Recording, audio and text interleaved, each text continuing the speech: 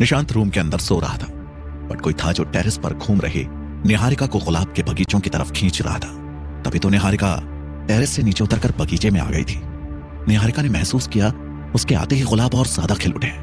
फिर उसने सोचा ये उसका भ्रम भी हो सकता है, क्योंकि छत से देखने पर गुलाब छोटे ही तो दिखेंगे ना। पर अब मैं पास आकर देख रही हूँ। निहारिका का मन गुलाबों में खो गया था।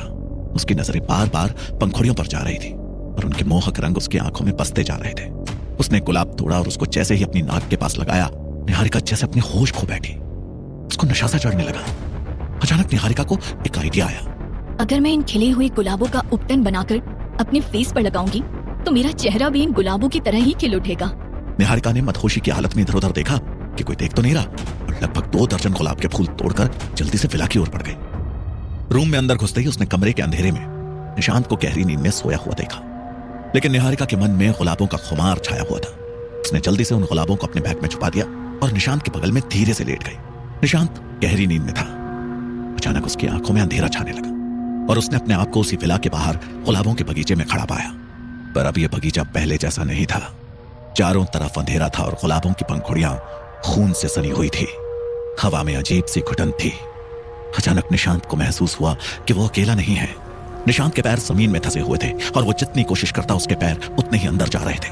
पसीने से लथपथ निशांत आगे बढ़ने की कोशिश कर रहा था, लेकिन एक अजीब सी ताकत उसे अपनी तरफ खींच रही थी। अचानक निशांत के कानों में दूर से हंसने की आवाज सुनाई पड़ी और निशांत डर से कांप उठा। वो आवाज लगातार उसके और पास आती जा रही थी। उसने अचानक महसूस किया कि वो आवाज किसी लेडी की है जो उसके आसपास घूम रही है। निशांत की धड़कनें तेज हो गई। उसकी सांसें अटकने लगी थी और वो इधर उधर देखने लगा, लेकिन कुछ नहीं देखा। निशांत के मुंह से बस यही निकला, कौन है वहां? तभी अचानक उसकी नजर एक परछाई पर पड़ी। बगीचे के बीचों बीच एक धुंधली परछाई बन रही थी। परछाई धीरे धीरे आकार लेने लगी और एक औरत का रूप धारण कर लिया। उसके काले बाल हवा में बिखर रहे थे। उसकी लाल आंखें जल रही थी। उसके होठों से खून बह रहा था और उसकी हंसी निशांत के कानों में गूंज रही थी। निशांत हिल भी नहीं पा रहा था। वो औरत उसके पास आ रही थी। उसकी आंखों में पागलपन था। वो औरत धीरे धीरे उसके करीब आई और उसकी हंसी और जोर से गूंजने लगी। अचानक वो औरत झुककर निशांत के गले पर हाथ रखती है। नहीं, मुझे छोड़ दो। उसकी उंगलियां निशांत के गले को कसने लगी। वो औरत और जोर से हंसने लगी।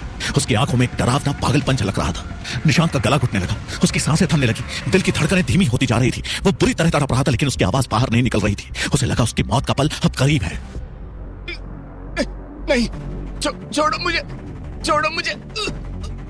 अचानक डर से उसकी आंखें खुली तो देखा वो अपने कमरे के अंदर है।